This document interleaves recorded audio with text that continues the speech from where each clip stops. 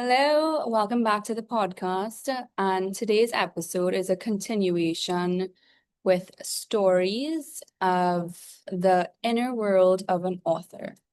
Stick around if you would like to read with me, put this on as a podcast while you get ready to go to the gym or while you are wanting to nourish with some reading from this as an audiobook. I'm going to share my screen with you so that you can listen in with me on some writing pieces that I have put together in continuation from the first part of this story.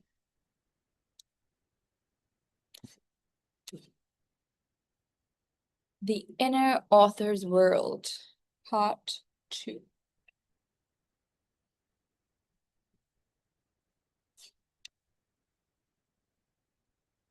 Okay, so when the closet fills up. There's something I keep thinking about when I look at the physical space I occupy now compared with the woman I used to be. I now occupy 3 rooms and a fourth space that includes my office. And sometimes I have to pause and remember where I began. I wrote my first book in a 1-bedroom apartment. And at the time, I genuinely believed that was all I required.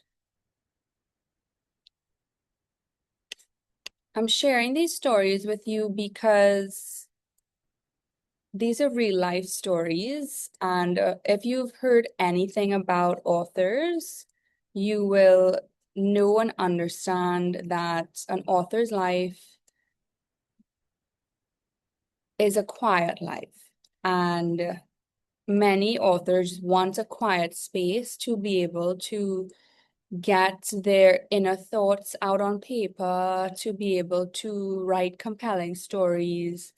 But also, this is most a personal story and reflecting on how I became a writer and an author in the first place, as that is something I always wanted to be in my career.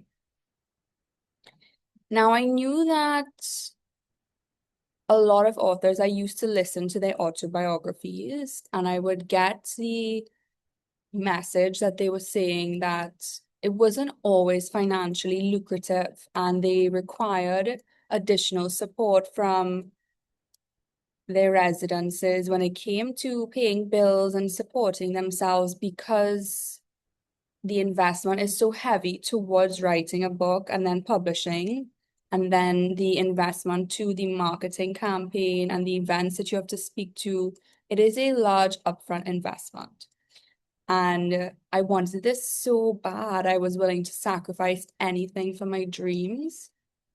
And so after paying my rents, it was that I wanted to live in these West Coast neighborhoods in Barbados. I got pretty good deals with Airbnbs.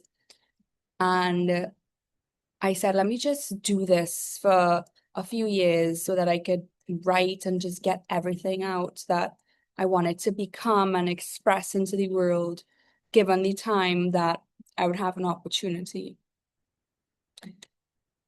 So I wrote my first book in a 1-bedroom apartment. And at the time, I genuinely believed that was all I required. I had somewhere to sleep, somewhere to write, somewhere to think, and an idea that was alive inside of me. I did not feel deprived. I did not sit in the apartment dreaming about a mansion or 5-bedroom house or believing my life would be incomplete without a great deal of physical space.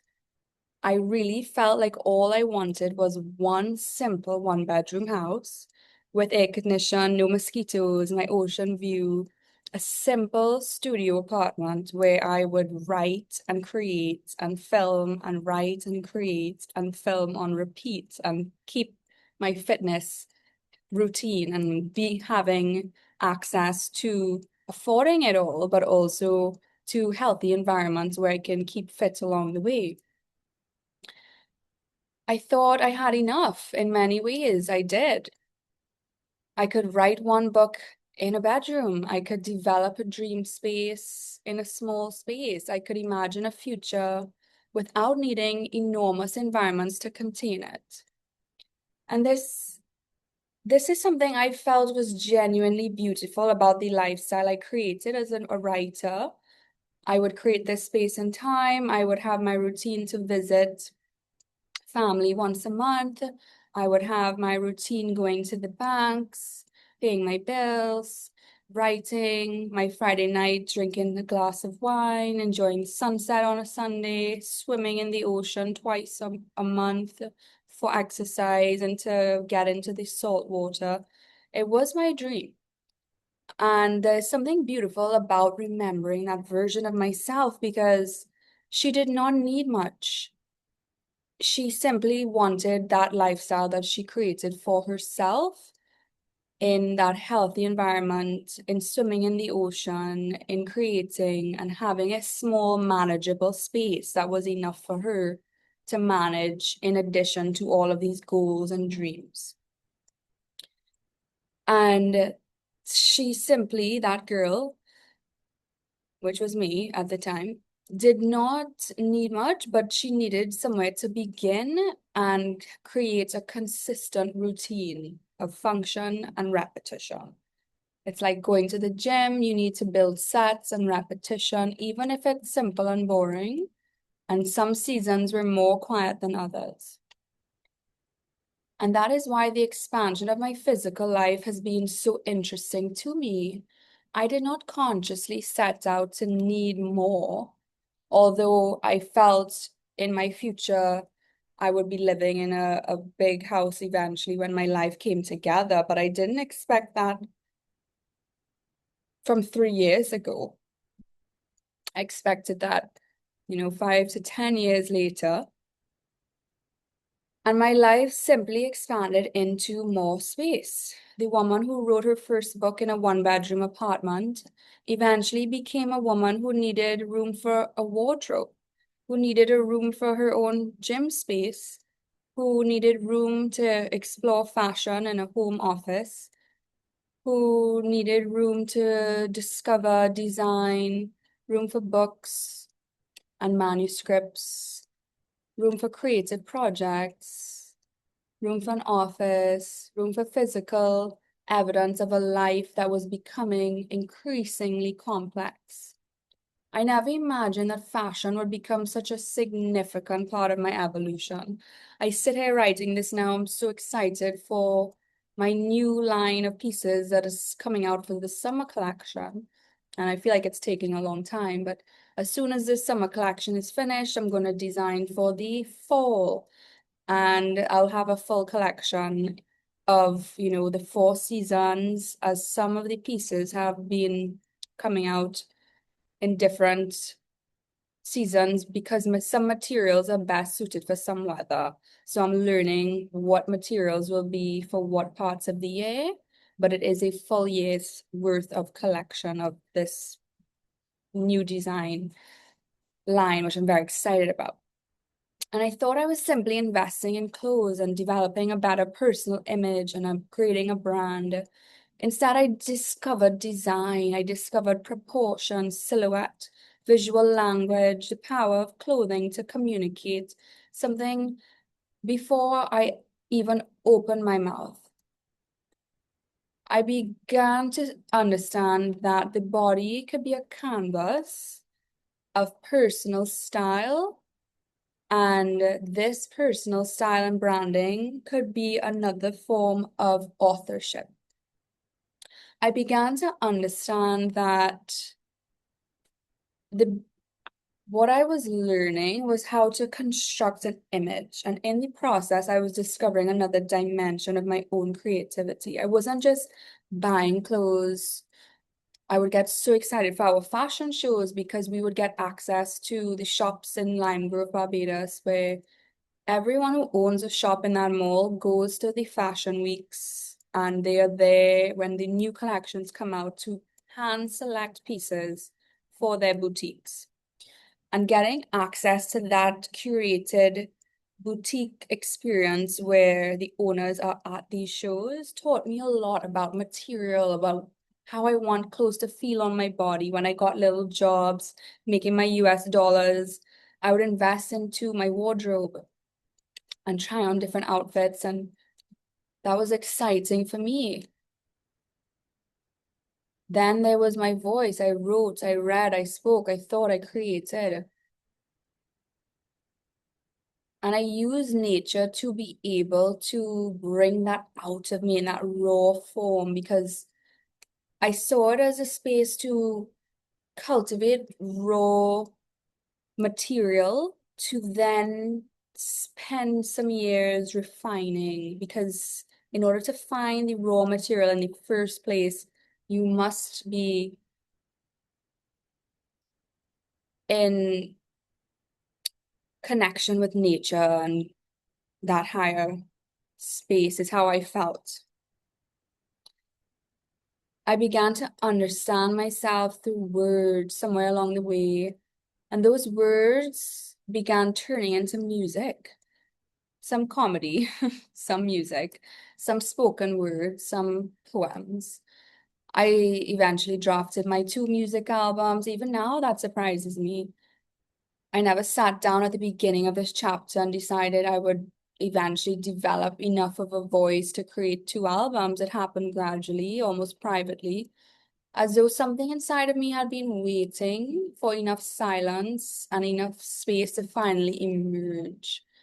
And I love art and creativity as a tool and as an outlet to channel raw feelings, emotions. And I love that about music and art, that it is a place to capture feelings and emotions that eventually you can have in a space, all these raw feelings and emotions that you can kind of look and select and edit along the way, depending on what would be suitable and practical in the future. Perhaps I spent many years believing my energy was scattered because people reflected that to me, when in reality, it was simply waiting for somewhere safe enough, grounded enough to be able to channel in routine strategically without interruptions. And writing became a channel for me also in expression. Music became a channel, fashion became a channel, design became a channel, speaking became a channel, publishing became a channel. Slowly, all of these seemingly separate pieces began revealing themselves as different languages spoken by the same person, which is me. And that has become one of the most profound realizations of this chapter. I'm not only one thing, I'm not only one fitness person or one nutritionist. I am that wellness brand that has a nutrition degree, that creates clothes for people who are going to be transforming with their weight loss, who can give you an outfit to go to the gym or to lounge while you are recovering from leg day after a long gym session, or who can provide for you exercise mats to help you get started, and who has a link on Amazon where you can go to my page and get nutritionist recommended products on my links you can get down below. Remember to like and subscribe for weight loss, anti-aging products, a nutritionist hand-selected brands that she loves. You can go to Amazon and get her list. It's not just one thing. The music will motivate you to go work out. I am also interested in beauty and fashion and health and anti-aging and design and business, communication and creative work, in being a writer in itself. I'm beginning to understand that my real work might be learning how to bring all of these parts of myself into one coherent world. I once thought I needed to choose one identity, and I have chosen my identity. However, this identity has one brand with sections for different audiences and different consumers.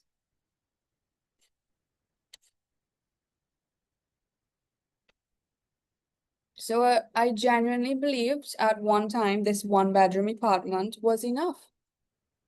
I didn't want to manage a bigger house with more doors to think of locking and more things to think of operating and more space to walk around because in my mind, I'm thinking practicality, quick time to get ready in the morning. I know I have to move small amounts of distances to get dressed, to bathe, to do a routine, to sit down, to work for hours.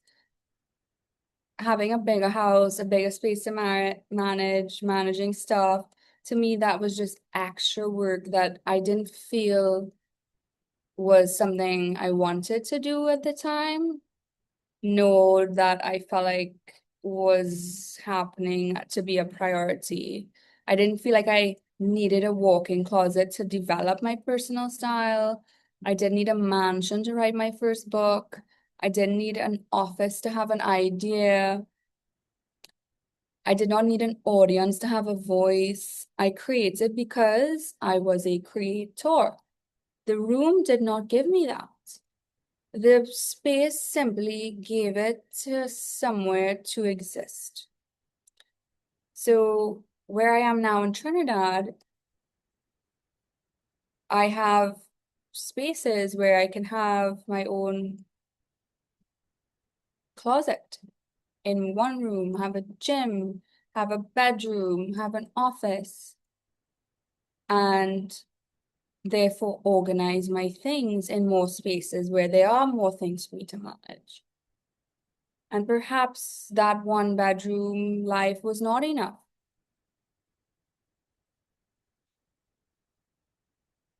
And especially for the woman I was becoming who wants to write several books, not just one book, develop my music, explore the fashion, understand design, create visual concepts, work professionally, and give each of those identities room to breathe and to grow and to be organized. Because I like Marie Kondo Feng Shui style where you have to go through the cupboards and the closets and you have to rid the old energies that don't serve and create space for a clean, crisp closet with clothes carry memories and materials. So some things you have to just ditch and get rid of it as soon as possible and never look back. Some things I have thrown away too quickly that I have thought, why did I do that? That was so emotional to just ditch that and throw it away. But looking back now, you get new stuff. So material world is just one part of our existence, but it's how we feel in our space that allows us to be able to feel like we're operating well is the main difference and concept. And sometimes you don't realize how much you've expanded within yourself until your environment that once felt perfectly sufficient begins to feel claustrophobic and that it does not hold what you have grown into. At the same time, I don't want to confuse expansion with accumulation. I do not want to fill rooms simply because I have rooms or to fill closets because there's closet space. I do not want to acquire things to simply prove that I've arrived. If it's one thing I don't like, it's clutter or buying things for buying sake, buying things that don't match, buying things that are not quality, that are frivolous, that I'm never gonna wear again. I don't believe in all that excess, personally. Well, unless it's gold and jewelry and diamonds and watches and those kind of excess, I don't mind. But clothes-wise, I don't feel to have that. Just finds too much clutter. But having the right stuff because they match and they're in a unique refined style that is personally branded to match. That I love. And that's, a certain standard of material or certain standard of brand that I like or that makes sense to me. I want to understand what my things mean, what role they play in my life. Are they supporting my creativity? Are they helping me to express myself? Are they part of my work? Are they making my life more functional? Are they contributing to beauty, to organization? Are they helping me to become more organized, more fully myself? Or am I simply accumulating stuff in a life that I have not learned how to live, or how to wear, or how to match?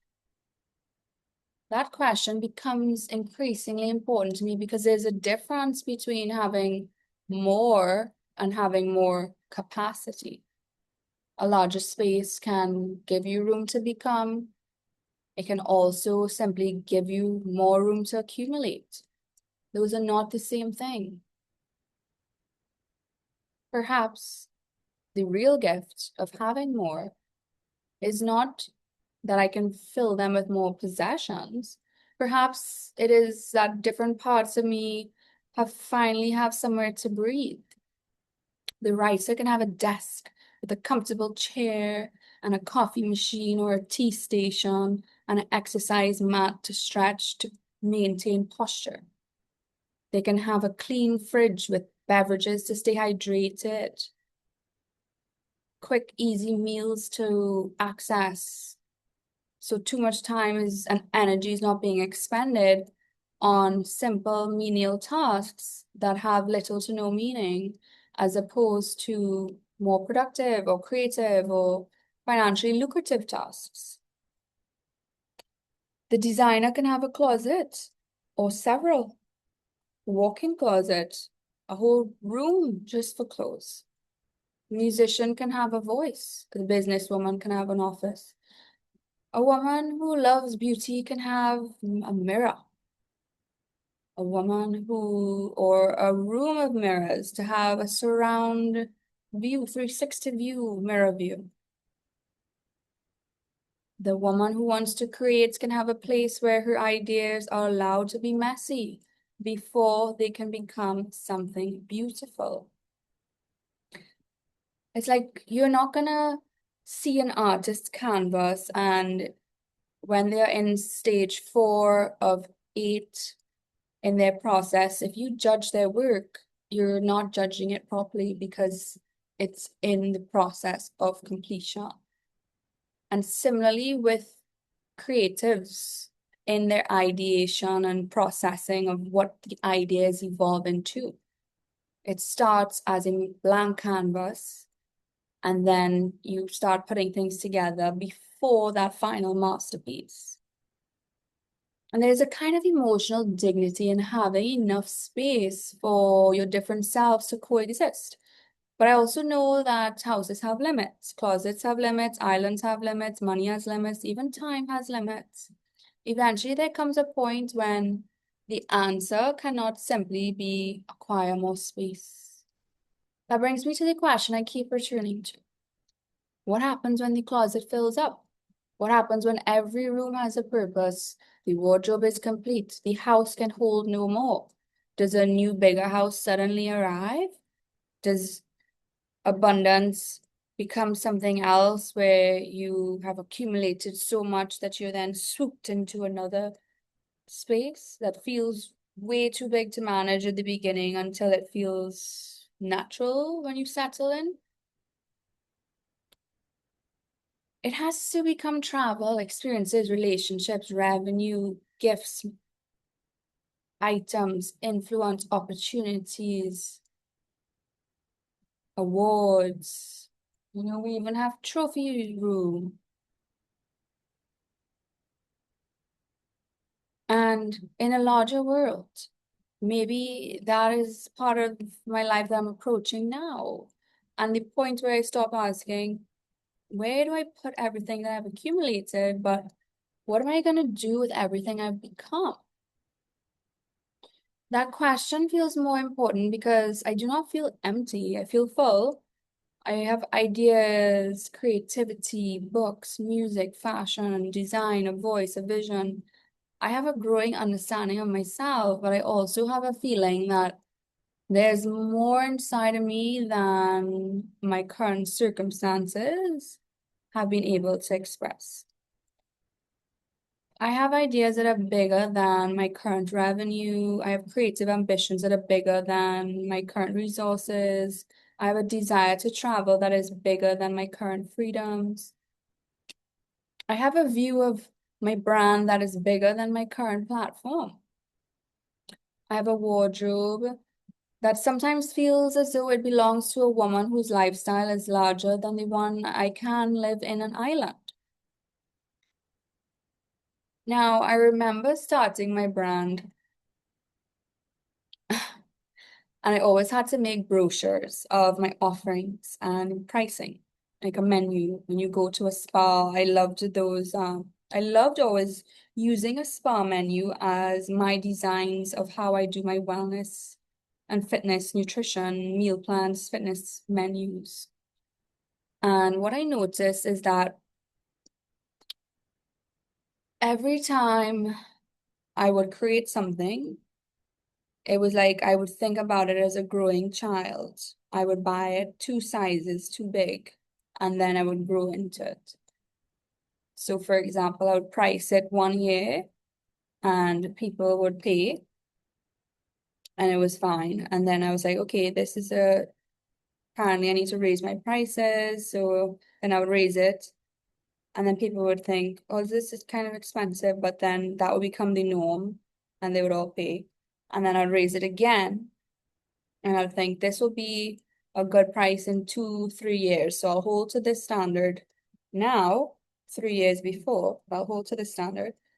And eventually it grows into the price. And that is how I have always organized my brand, of how it would grow into the price based on how people perceive value of an offering or value of health, nutrition, health outfits, athleisure, while majority of people in 9 to 5 are not observing these shifts in value dynamics, people who are into anti-aging, longevity, and health can see this ahead of time. Even like the Apple Watches for fitness or the Whoop or these Aura rings to understand that these are the next level of how people value investing in terms of spending on that instead of spending on another luxury handbag if they had to choose, or spending on a health product instead of spending on some other frivolous splurge. So I have a wardrobe that sometimes feels as though it belongs to a different climate or season. I do build in 4 seasons, and I'm okay with that because I create a time capsule wardrobe where I like timeless fashion. What I design is seasonal, that through every season, it will be pretty much for 4 seasons, timeless or relevant because materials are that for me, right? So perhaps this is why the contrast can feel strange. And I like these podcasts because it allows me to build this contrast. And if you have similar stage in life where you have been growing or expanding and you're questioning how your world is expanding around you based on your accumulations or growth, it's kind of fascinating to put words and context to a human experience when you're not sure how to stop see the environment changes when you're constantly on the go. You have to prioritize taking that time out to, hey, let me see how things have changed. What do I like? What do I not like? What do I need to revisit? What do I need to refine? Because it's so easy to take things for granted or to switch direction or to stop doing something or start doing something without understanding what's actually working and what makes you feel good.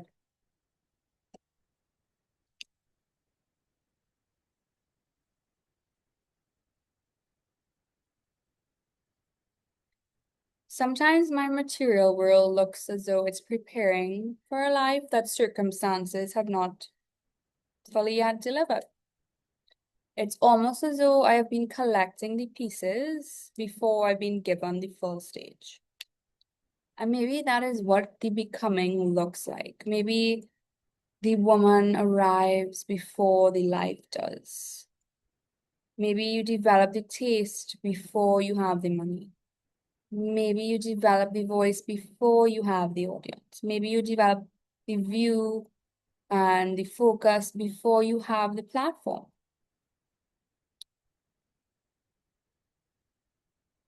I have been speaking on stages since 2013, 14, 15. I've been a paid speaker since then. And that's how I knew I wanted to speak on YouTube and to speak on larger platforms and audiences and panels. I also want to have the right outfits as a brand to be able to show up on stage and wear my own stuff. And it's more fun to curate a capsule wardrobe with that before traveling the world. Because if you're traveling and you don't have a standard of what exactly you want in your wardrobe, then you end up attaining pieces that are mismatched. And that to me is not worth it to me. So refining my style means a lot to me to then spend whatever and trust that everything I spend, I know my taste, my skill set so well as like a professional shopper that I know it's going to be quality. I know it's going to look good. I know it's going to match. And that to me is a skill that I love having. And I love having that I curated that skill about me because I didn't always have that skill in me, which I like it a lot. So yeah, I believe you do have to develop the capacity before you can scale. And there's a strange yet sometimes painful space between who you're becoming and what your circumstances currently are able to hold. And what you can see or what you're experiencing in terms of your current experience versus when you look back to see when you if you document things how I document things, when I look back to last year and I see my little checkpoints in my videos and my photos, I'm like, wow, this looks great.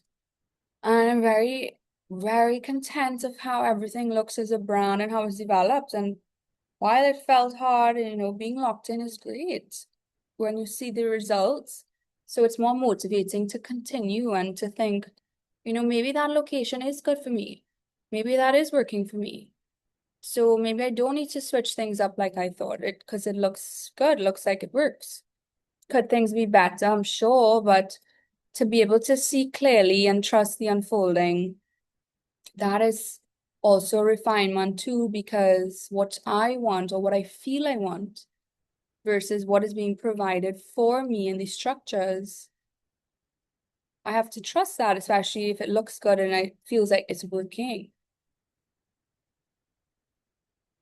And I feel like that is also in the element of focusing on what you can control versus what you cannot or what is not in your control and trusting that flow. Because while you want to control certain things, because if I could control something, I would control more in speed and access to be able to do more with more at a faster pace. But let's say that 3 years ago, I wanted to order, 100 of an item to sell, but some of my designs needed to do a little refining or positioning changes. If I ordered 100 of those and then realized it needed to edit, then that would have sucked. So you order one or two, You see how it goes, you can learn, make your little edits, and then eventually you come to a position where you're like, okay, all in, order 100, no turning back, let's go.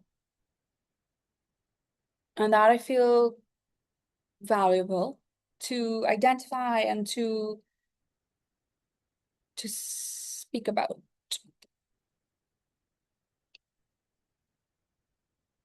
So perhaps that is where I'm now living, somewhere between capacity and circumstance. Because I think that is where some of my frustration has lived. I do not feel,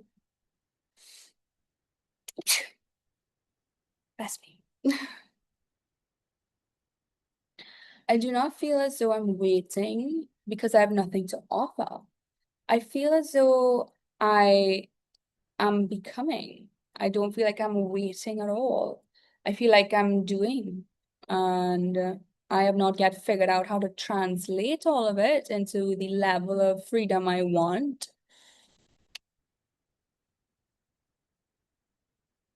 But also, I can't feel like this is not valuable to me to be able to be having these refining processes and fine-tuning experiences as I'm becoming. But I have not yet figured out how to translate it all. So this is good because this brings context to my experience.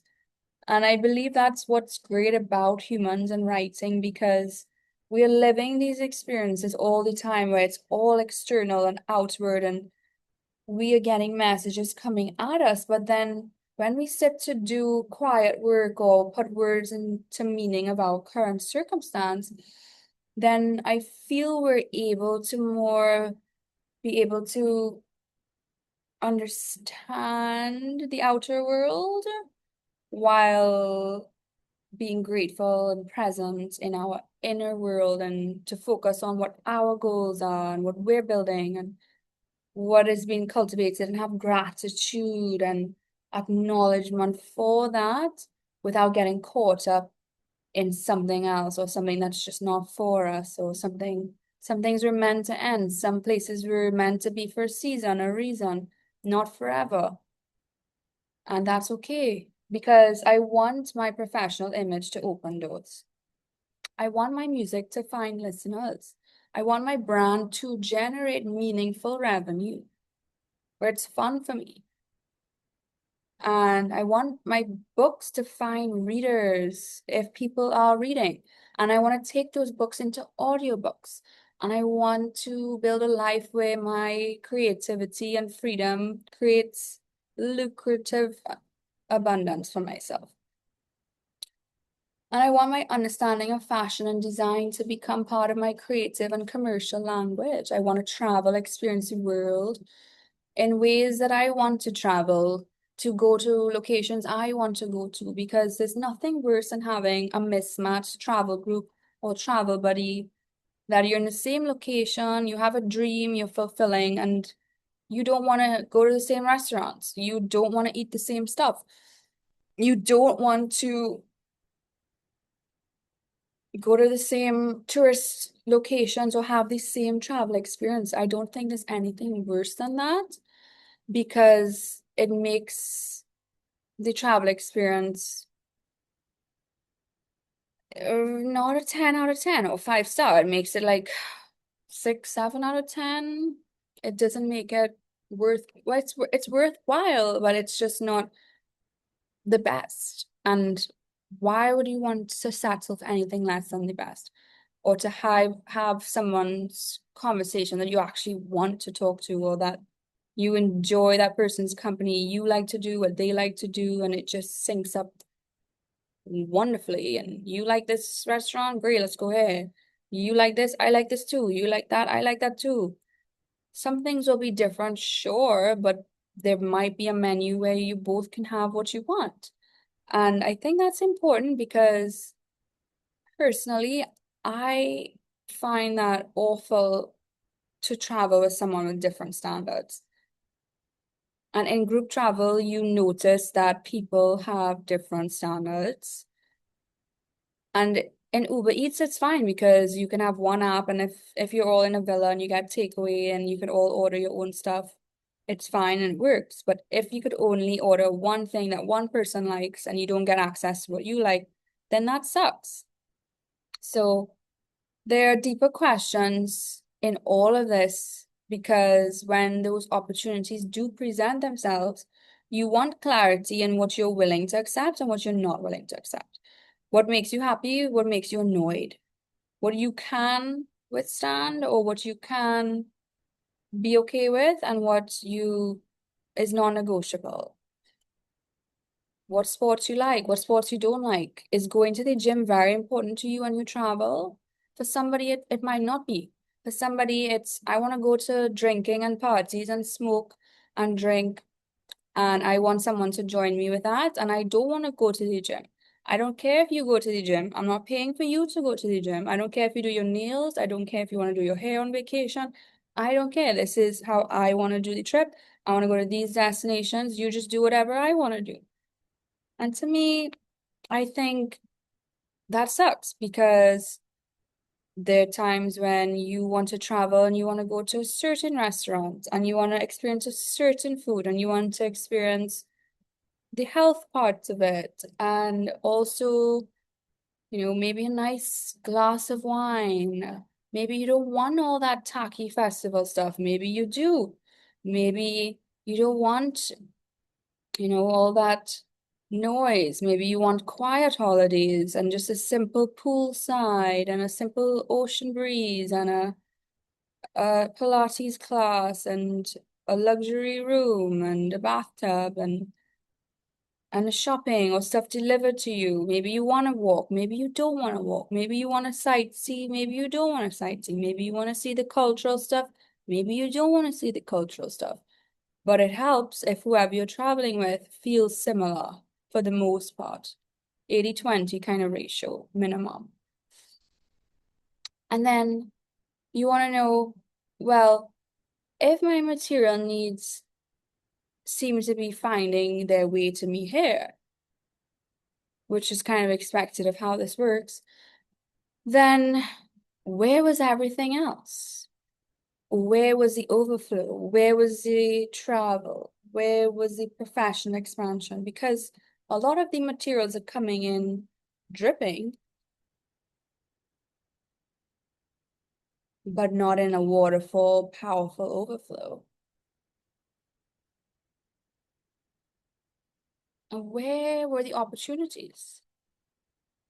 Where was the larger world I'd imagined? Where did it sometimes feel as though my physical life was expanding while my freedom was moving at a slower pace? If the universe was somehow making room for me here, why did everything else seem to move so slowly?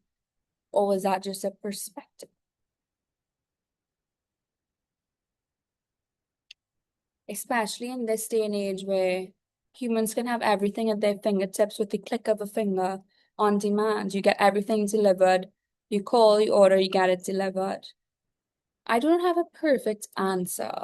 I do not want to invent a convenient spiritual explanation that simply exists because uncertainty is uncomfortable.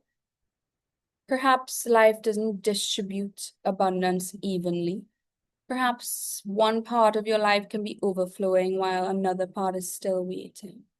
Perhaps the house came before the freedom, the wardrobe before the lifestyle, the voice before the audience, the books before the readers, the ideas before the money. Perhaps I was being given capacity before I was given circumstances that would fill it. Perhaps I'm still in the middle of a process and I simply cannot see the full shape of what that chapter is preparing me for. Do I feel like my creative process there was great and I loved it and I would have completed great amount of works with the same technology but having a different environment around me and different community? Yeah, but there's something special that family does that I've learned to appreciate that makes a difference of that experience, that living as an immigrant or in a different location will never be able to give you. So I have learned that as a dynamic and a principle, because it's not just the fact that I think I would have created at the same pace there, or that I wouldn't be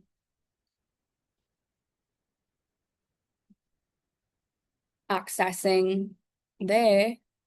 It's more so that there is a certain vibe that having your parents around has that I've realized living on your own just does not have.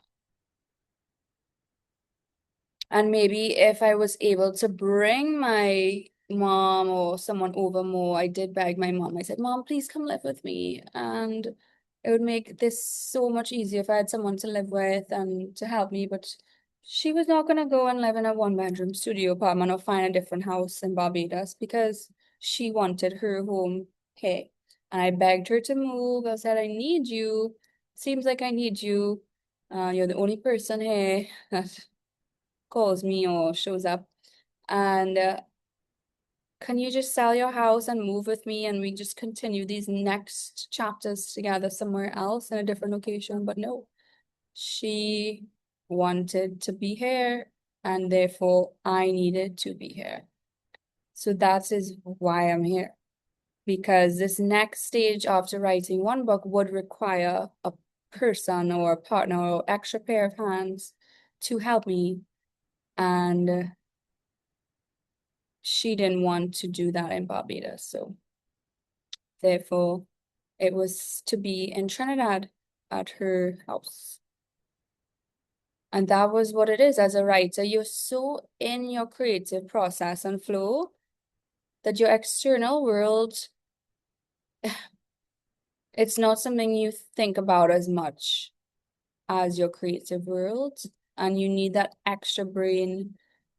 You need two brains to manage anything for that next phase. And one mind, like just my own, would not have sufficed for what is being required for that next stage or to develop in the fashion or the books. And my mom and her mom, I grew up with sewing courses. I grew up learning how to play the piano with lessons and tutors. And I grew up embroidering for summer camps, and I grew up with custom fashion and outfits and designing for silks, but these were never my designs. It was my mom designing for me.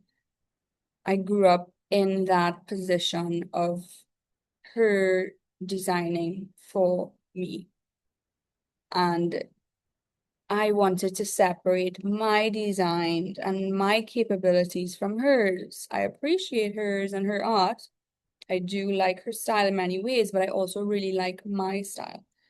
And her style, being around it, is lovely. It is showing me a lot of her European sense of modesty and practicality that I love how it looks so well put together that I might not have seen or appreciated much when I was younger, because growing up in an island, you want to do island things, and the European thing was not cool in an island world. But then as you grow older, you realize the European thing is really refined and lovely, and it's something to appreciate and to fine tune and apply into myself and my style. And so having that extra person around, I see the benefit to that. And perhaps the smaller apartments, I held on to it so much. All I wanted was just my one bedroom and work, and just work in one bedroom, and that's it. That's all I wanted to manage. I didn't want any extra stuff on my plate. That is why I was so upset. I just wanted it one way. I didn't want anybody else. I wanted me, my work, my routine, my YouTube, my partners, my building. That's it. And it was very upsetting for me to move into a 5 bedroom place. Well, not bedroom, but rooms, to have all these extra things. I didn't like it. because it meant more work for me to do. I did not want to do that work without being able to hire more staff regularly to help me clean, and therefore it would require me to invest into more responsibilities that I would prefer to invest into what I want to invest in as a priority than managing a larger, more space, and renting more rooms.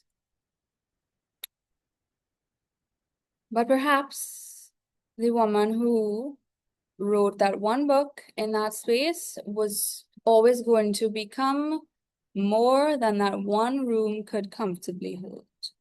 Perhaps the house I occupy now is not my final destination, but it has been a larger container for a larger version of myself.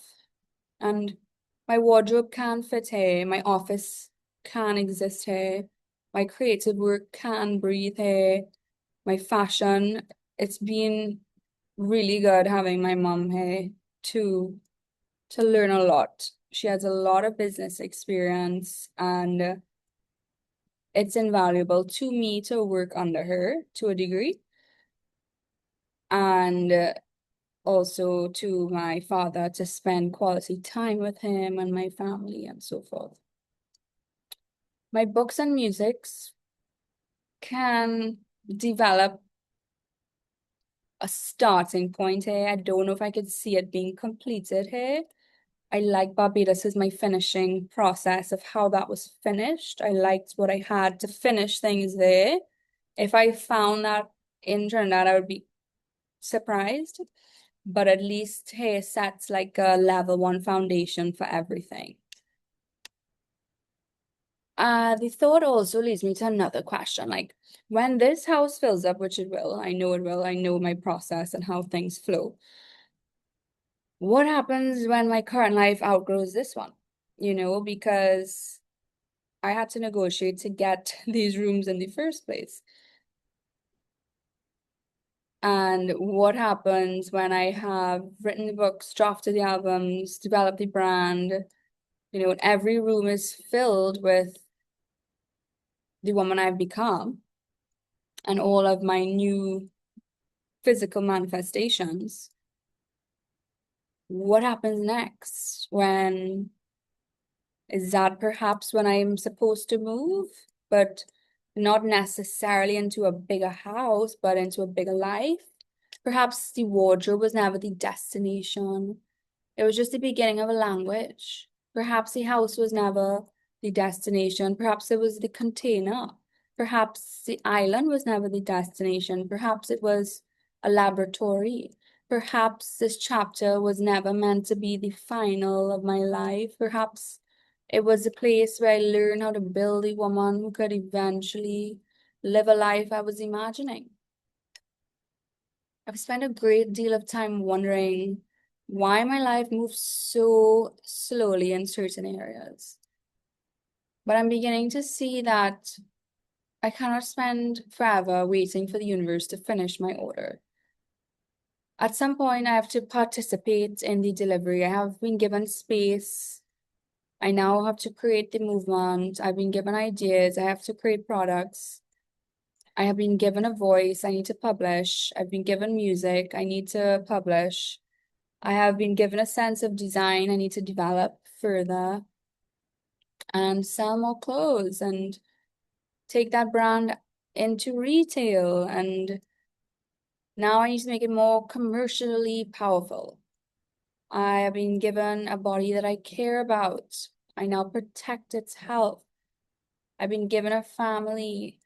So now I appreciate it. I contribute to it. I give some of my energy back into the person who has given me so much by simply being there. And I've been given a home. And so now I need to decide what kind of home I ultimately want to build. Even though I have decided those things already, to be honest, I've decided pretty much everything already.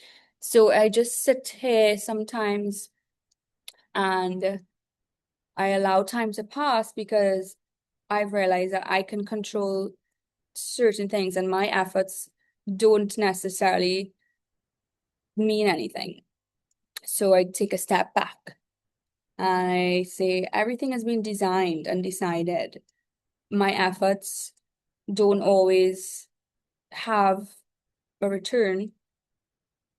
And I remember sitting in Barbados when I was publishing my book too. I had so much time on my hands. And the space was just so empty to create and write and for me to learn sales skills and experience and make a few little US dollars here and there. And it felt so slow. My days felt so long every summer. I hated it. I hated the summers. It just felt like long, hot, boring, isolated days. And the difference of being in Trinidad now is there's more stuff to do. It's the days move faster. So there's time gaps because I now have delegated things out to people and other people's work flow time scale is how fast projects can be completed. So I have done, I feel, everything I could possibly do, and there's nothing left for me to do. That anything else is more so from everybody else that is required to mm, complete the next set of prerequisites or goals. So I get to decide whether I will allow this to remain a boundary of my life or use it as a place from which I launch into something larger.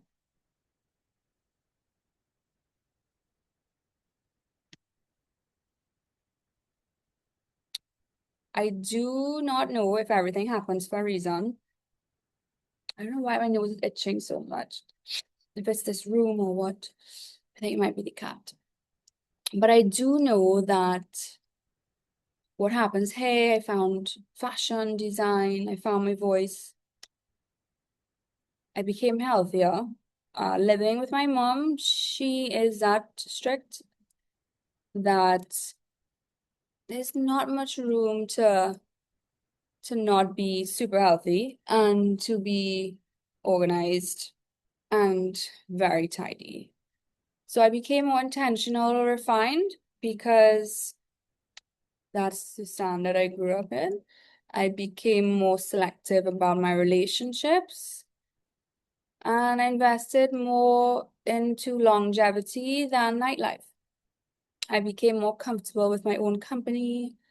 I became more productive. I learned how to direct my energy. Perhaps the greatest gift of this chapter is I discovered I can create an entire world from wherever I am. And that might be what I needed to learn before I could truly leave. But I feel like I know that about myself, and I was prepared to move since 2019, 2022, 2023. I would have moved country to build this life from then. It's that maybe I wouldn't have gotten the fashion part there, or maybe I would have. I don't know, because that never showed up as an opportunity for me to migrate. And for safety reasons, my mom was the only person who said, I want you to be here with me. I never had that from anybody else. And so I don't have to wait for the perfect circumstances to become who I am. I wrote my first book, then I grew, enough changed. Now, perhaps I will one day occupy a mansion. Perhaps one day I will live in another modern apartment in a different country. Perhaps I will own several homes. Perhaps I will become a traveling, money-making person like I once imagined. Perhaps I'll get my dream job and migrate to Miami and live in a city, and instead of moving across to another side of the world, I'll just move to Miami. Perhaps I will get a mountain view house or apartment in Trinidad. Perhaps I do not know. But I do know this. I'm no longer the woman who needs to believe that a one bedroom is all she will ever need. to do this work. And I'm no longer the woman who believes that a mansion will automatically complete her. I have lived enough to understand the difference. A beautiful house cannot give you a voice. A perfect view cannot write your book. A closet cannot create your style. An office cannot give you an idea. A passport cannot guarantee you freedom. Having more rooms does not necessarily mean having a larger life. The most important thing I have learned is that the room was never the source of my creativity. I was. The house did not write the book. I did. The closet did not create fashion language. I did. The office did not give me my voice. I found that. The space simply gave these things somewhere to exist.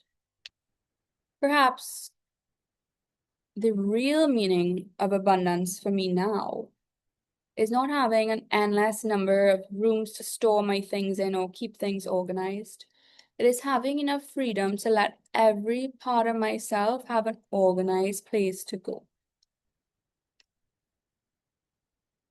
A woman who spent years becoming has needs and desires and wants, and eventually not just to step outside, but to be in environments that fill her up too. Not to be outside for being outside sake, or to go to the beach for being on the beach sake, and to get more freckles or sun damage, but more so, I do value inside life a lot too, after spending so many years in the sun, because I don't want freckles any more than I've already accumulated. And the woman who wants to be a successful author needs to keep publishing. I used to dream of being published with Penguin Publishing in London and to get a book contract.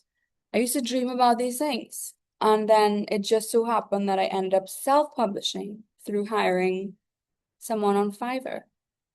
So the way that I imagined things happening before didn't necessarily happen, but they happened, if that makes sense.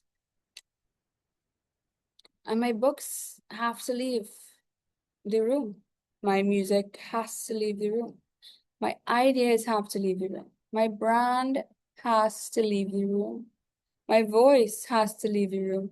I cannot spend my entire life preparing to become a woman. At some point, I have to become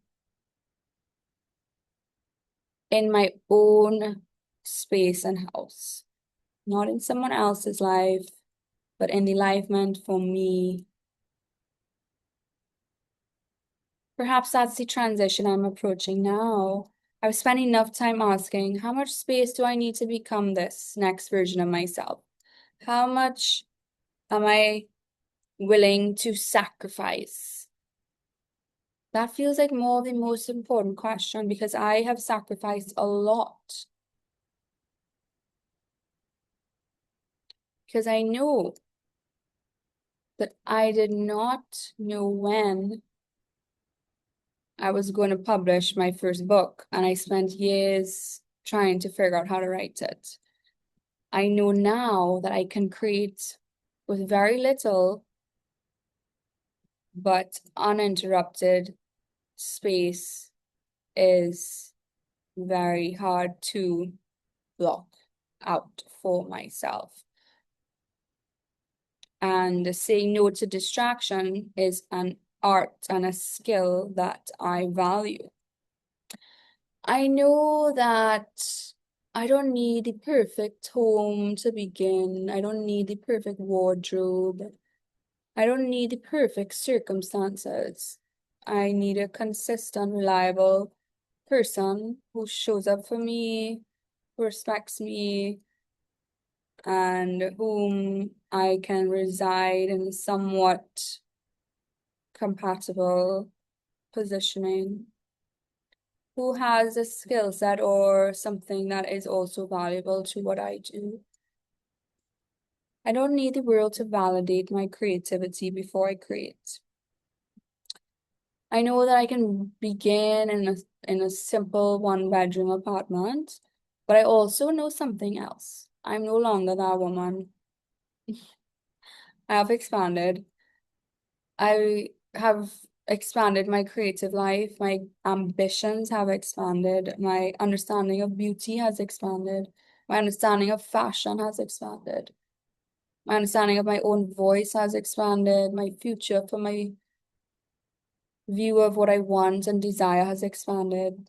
Perhaps my physical environment expanded because in some ways I did too. So I don't feel guilty for wanting more space. And I don't want to be made to feel guilty for wanting more space either, because I also do not want to become dependent. I also don't want to become dependent on space, but I do know that I need a certain amount of space to do this, and that if other people are in my reality, me giving my time that I could be doing this to other people, I want to choose when I do that on my schedule, not just because other people think that's what I should be doing.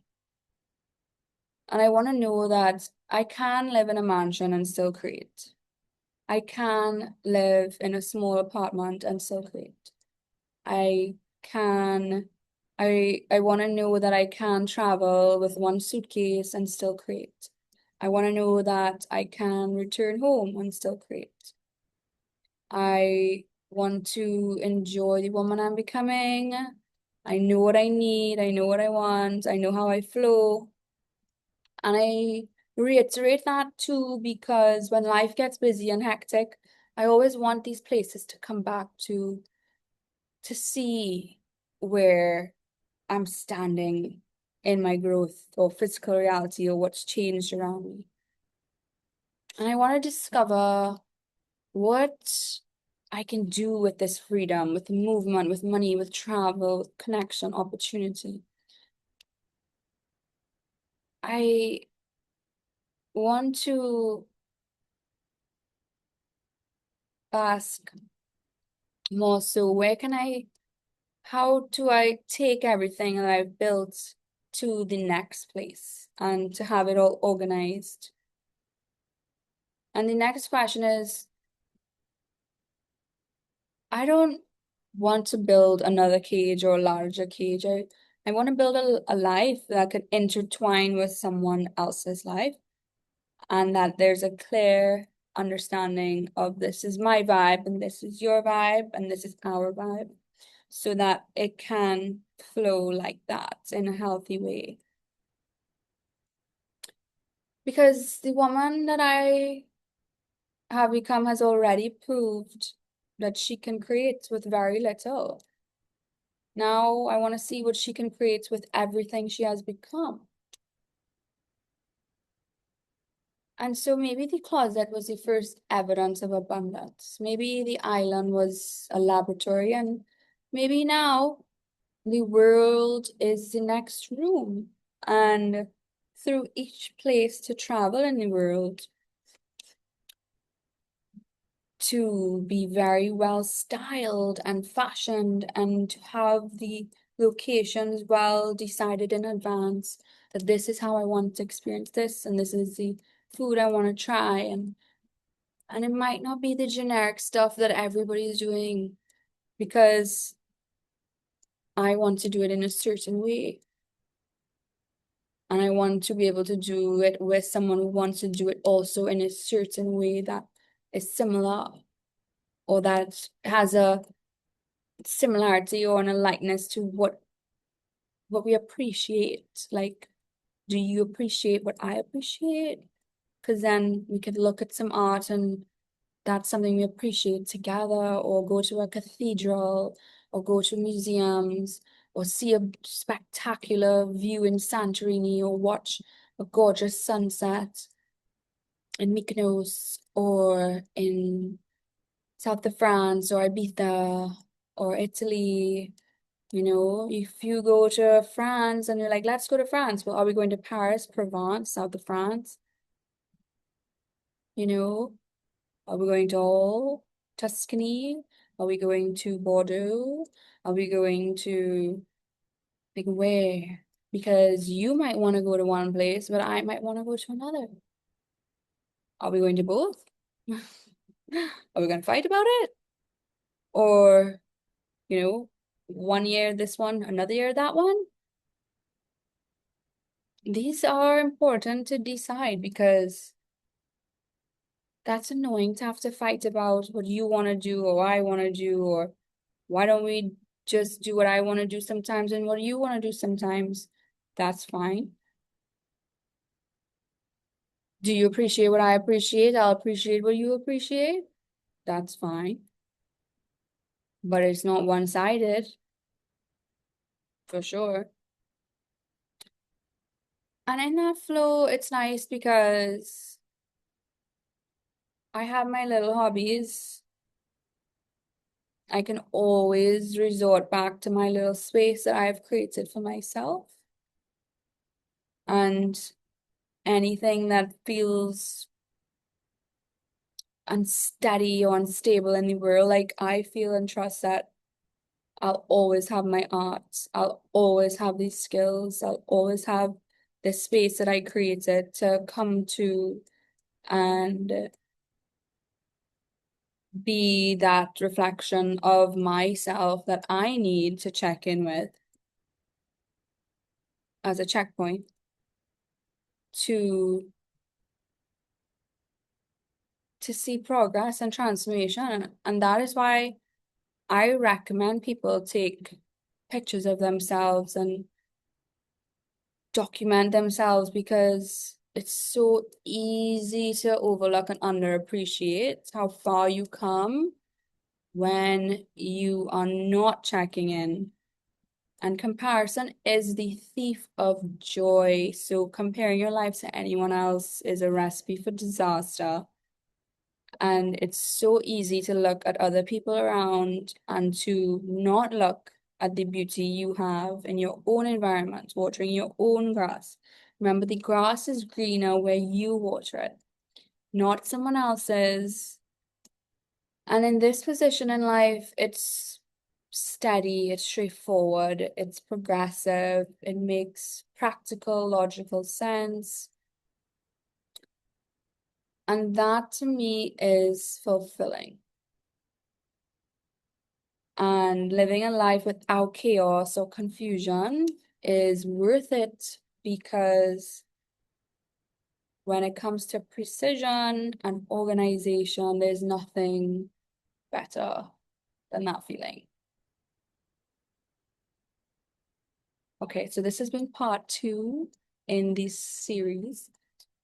And I guess this is our summer vibe for 2026.